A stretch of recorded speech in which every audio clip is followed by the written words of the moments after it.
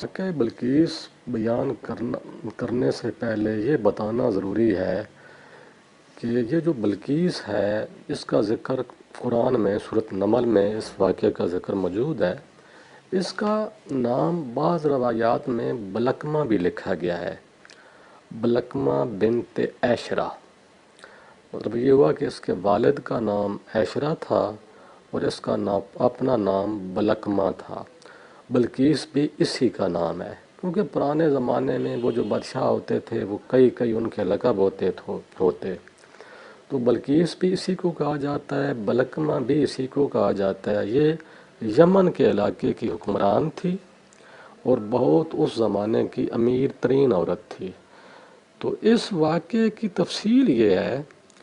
کہ ایک مرتبہ سفر کے دوران جو سفر کر رہے تھے حضرت سلیمان علیہ السلام، ان کا لشکر کہیں جا رہا تھا، تو اس میں آپ کا جو ہدہد پرندہ تھا وہ نظر نہیں آ رہا تھا، وہ کہیں گم ہو گیا۔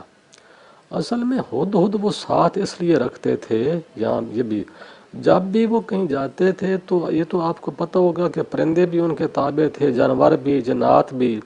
تو اسی وجہ سے ان کے لشکر جو تھا، جو کسی جنگ میں اگر شرکت کرنے کے لیے جاتا، جو فوجی لشکر ہوتا تو اس کے ساتھ ہدہد بھی جاتے۔ تو ہدہد کا کام، ہدہد سے وہ یہ لیتے تھے کہ وہ لشکر سے پہلے دور وہ اڑتے اور وہ پانی تلاش کر کے بتاتے کہ پانی کس علاقے میں ہے، تو یہ کام اصل میں ہدہد کے ذمہ ہوتا تھا۔ تو وہ ہدہد نظر نہیں آ رہا تھا، آپ کو پانی کی ضرورت محسوس ہوئی اور معلوم نہیں تھا کہ پانی کتنی دوری پر موجود ہے، آپ یہ کام ہدہد سے لیتے تھے۔ آپ نے ہدہد کو تلاش کیا لیکن وہ نہ ملا، تو اس وجہ سے سلیمان علیہ السلام نے ہدہد کے بارے میں پوچھنا شروع کر دیا۔ تو جب وہ ہدہد نہ ملا تو تھوڑی دیر کے بعد وہ سفر سے جب سفر جاری تھا تو ہدہد اس سفر میں شامل ہو گیا۔ تو اس دوران سلیمان علیہ السلام نے یہ پوچھا ہدہد سے کہ تم کہاں گئے تھے، تم مجھے نظر نہیں آ رہے تھے، تو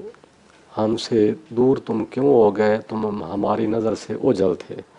تو اس دوران وہ ہدہد بولا کہ میں ایک ایسی بات معلوم کر کے آیا ہوں کہ آپ کو اس بات کی خبر نہیں، اور میں قبیلہ سبا سے ایک تحقیقی خبر لے کر آپ کے پاس حاضر ہوا ہوں۔ میں نے ایک عورت کو دیکھا کہ وہاں کے لوگوں پر حکومت کر رہی ہے اور اسے ہر قسم کا ضروری سامان دیا گیا ہے، اور اس کے پاس ایک بہت بڑا تخت ہے،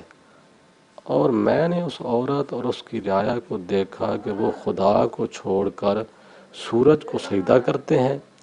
اور شیطان نے ان کے اعمال کو ان کے لیے خوبصورت بنایا ہے اور انہیں صحیح راہ سے روک رکھا ہے، لہٰذا وہ راہ حق نہیں پاتے، حتیٰ کہ وہ خدا کو سجدہ بھی نہیں کرتے۔ وہ اس سب کو جانتا ہے، اور اللہ تعالیٰ کی ذات ایسی ہے کہ اس کے سوا کوئی عبادت کے لائق نہیں، اور وہی عرش عظیم کا مالک ہے۔ سلیمان علیہ السلام نے فرمایا کہ ہم ابھی دیکھ لیتے ہیں کہ تو سچ کہتا ہے یا جھوٹ بولنے والوں سے ہے، جا میرا یہ خط لے جا کر اس کے پاس ڈال دے، اور وہ خط ڈال کے سائیڈ ایک طرف ہو کے بیٹھ جا اور دیکھ کہ وہ کیا گفتگو کرتے ہیں۔ یہ واقعہ سورۃ نمل میں موجود ہے۔ یہ ہدہد وہاں گیا، بلقیس اپنے محل میں تھی، پرندے نے یہ خط لے جا کر اس کی گود میں ڈال دیا، وہ ڈر گئی، اپنے اوپر کپڑے ڈال لیے اور اپنے تخت کو باہر نکالنے کا حکم دیا، باہر آ کر تخت پر بیٹھ گئی اور قوم کو بلا کر ان سے کہا کہ اے اہل دربار، تم مجھے اس معاملے میں مشورہ دو، میں اس وقت تک کسی بات کا قطعی فیصلہ نہیں کیا کرتی جب تک تم لوگ میرے پاس موجود نہ ہو۔ اہل دربار نے کہا کہ ہم پورے طاقتور اور جنگجو لوگ ہیں اور آپ کے حکم کا اختیار ہیں، آپ کے تابع ہیں، جو آپ مناسب سمجھتی ہیں وہ آپ دیکھ لیں، جو حکم آپ کو دینا ہو ہم اس کی تعمیل کریں گے۔ لیکن ساتھ یہ بات کر کے بلقیس کہنے لگی کہ بادشاہ جب کسی بستی میں فاتحانہ داخل ہوا کرتے ہیں تو وہاں کے عزت دار باشندوں کو ذلیل کر دیا کرتے ہیں، اور یہ لوگ بھی ایسا ہی کریں گے۔ میں فی الحال ان لوگوں کے پاس کچھ تحفہ بھیجتی ہوں کہ وہ تحفہ لے کر جائیں اور حال کا حوال کا جائزہ لے آئیں۔ تو وہ پھر تو اس کا تحفہ طائف لے کے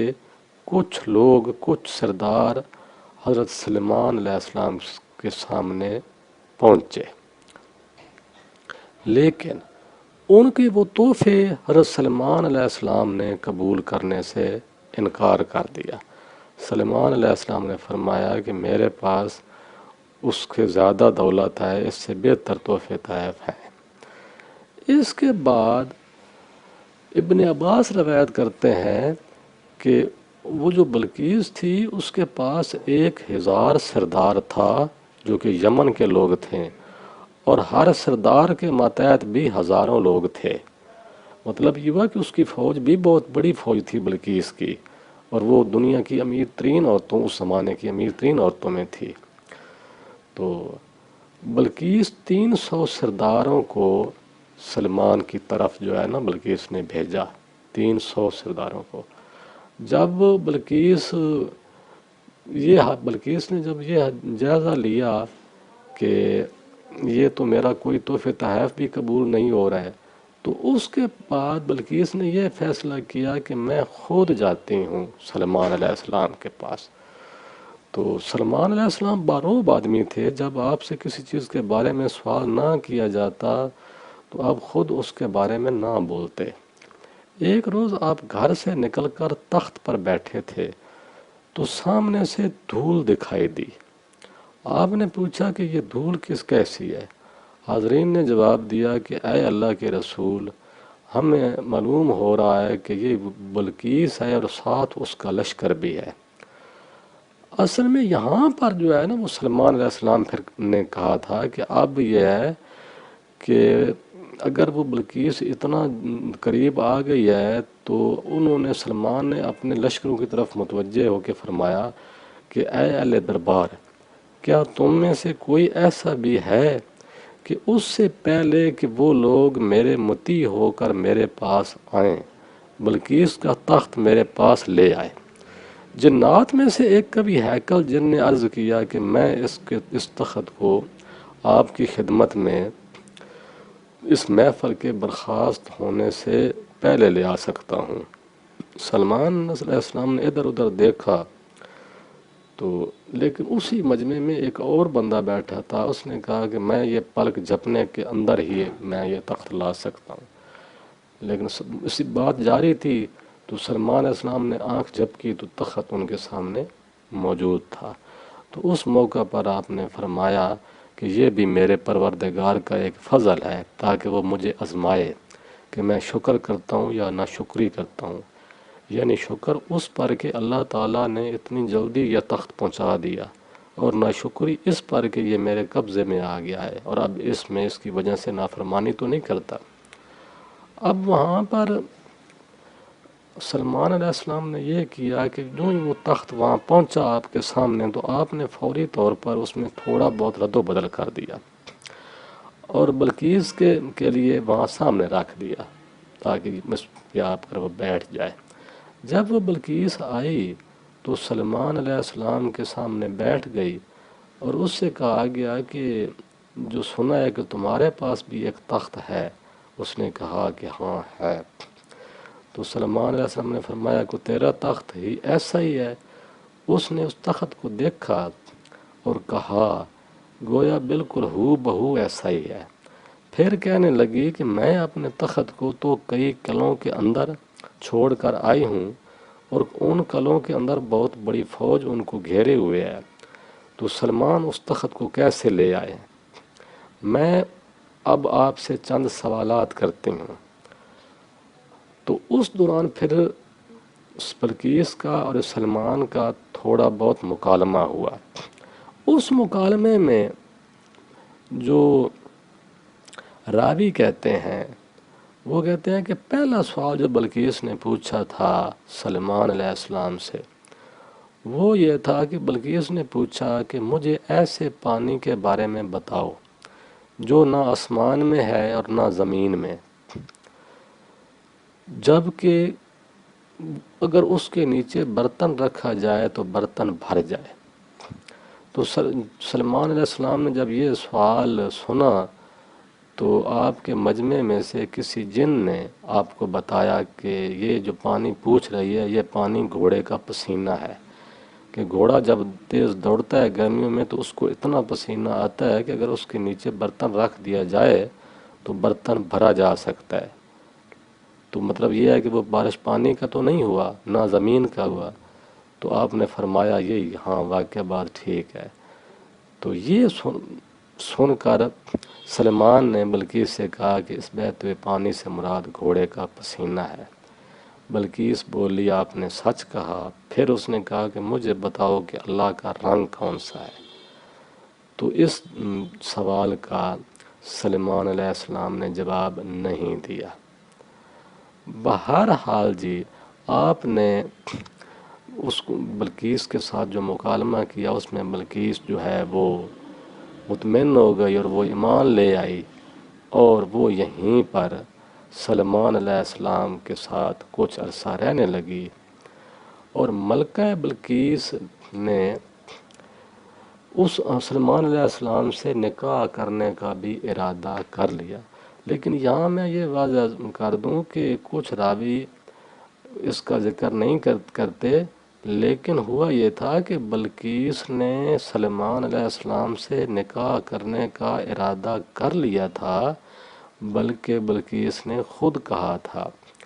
لیکن اصل میں جب وہ بلقیس اس محل میں داخل ہونے لگی نا، جو کہ آپ نے سلمان علیہ السلام نے جنات کو حکم دیا کہ ایک محل ایسا بناؤ کہ جو بلقیس دیکھ کر حیران رہ جائے، تو اس محل میں یہ ہوا کہ وہ جنات کی تعمیر تھی، تو اس میں شیشے کا استعمال کیا جنات نے، نیچے پانی انہوں نے چھوڑ دیا، اوپر شیشہ۔ تو وہ جب بلقیس کو بلایا گیا تو بلقیس اندر داخل ہونے کے لیے اس نے سمجھا کہ یہ سامنے پانی ہے، مطلب مجھے پانی سے گزر کر محل میں جانا پڑے گا۔ تو اس نے جو اپنی پنڈلیاں تھیں اس میں سے کپڑا اوپر اٹھایا، اور اس کپڑا اٹھانے کو بھی قرآن میں لکھا گیا ہے کہ اس نے اس طرح وہ اندر داخل ہونے لگی۔ تو اس دوران یہاں واقعہ یہ ہوا کہ جب اس نے اپنی پنڈلیوں سے کپڑا اوپر اٹھایا تو اس کی پنڈلیوں پر مردوں کی طرح بہت زیادہ بال تھے، بلکہ اس کی پنڈلیوں پر مردوں کی طرح بہت زیادہ بال تھے۔ اصل میں یہ بال دیکھ کر سلمان علیہ السلام نے ان سے نکاح کرنے کا ارادہ ترک کر دیا تھا کہ اس کی مشابہت جو ہے وہ مردوں کی طرح ہے۔ تو اس پر پھر یہ ہوا کہ سلمان علیہ السلام نے ان کا نکاح جو تھا وہ اپنی ذمہ داری میں کیا تھا، لیکن وہ ایک اور بندے سے کیا تھا، وہ ایک اور ریاست کا بادشاہ تھا جو کہ سلمان علیہ السلام کے وہ علاقہ بھی ماتحت تھا، لیکن بلقیس کا نکاح وہ اسی یمن کے علاقے کے کئی سردار تھا، اس کے ساتھ بلقیس کا نکاح سلمان علیہ السلام نے کر دیا تھا، خود آپ نے نکاح بلقیس سے نہیں کیا تھا، جو کہ اکثر راوی اس بات کو بیان نہیں کرتے۔ یہ میں اس لیے یہاں بیان، کچھ لوگ بات کر دیتے ہیں کہ سلمان علیہ السلام نے آپ سے نکاح کیا تھا، یہ بات غلط ہے، یہ تاریخی روایت کا صحیح، آپ نے اس کے ساتھ نکاح کا ارادہ ضرور کیا تھا، لیکن آپ نے نکاح بلقیس کے ساتھ نہیں کیا تھا، اور وہ ایمان بھی لے آئی تھی۔ اور وہ پھر یہ ہوا کہ جس بندے کے ساتھ بلقیس کا نکاح کیا گیا ان کے تحت ایک جن کو بھی سلمان علیہ السلام نے ان کے تابع کر کے ان کی تابعدار کیا، اور ان کے نوکر کے طور پر وہ ڈیوٹی کرتا تھا وہ جن۔ تو سلمان علیہ السلام کی جو عمر ہے وہ بھی مختلف راوی بتاتے ہیں کہ 70 سے زیادہ تھی اور 80 سے کم تھی، 75-77 سال زیادہ تر اس کا ذکر کیا جاتا ہے۔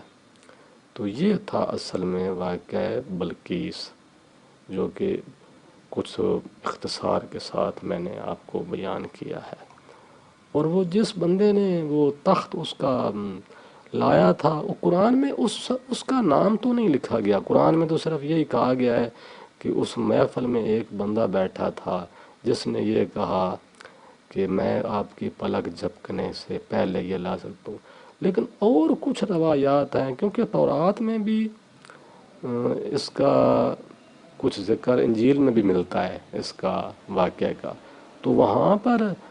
آصف بن برخیہ جو ہے اس کا نام لکھا گیا ہے، تو اس وجہ سے پھر وہی نام زیادہ تصور ہوتا ہے کہ اس کا نام آصف بن برخیہ تھا۔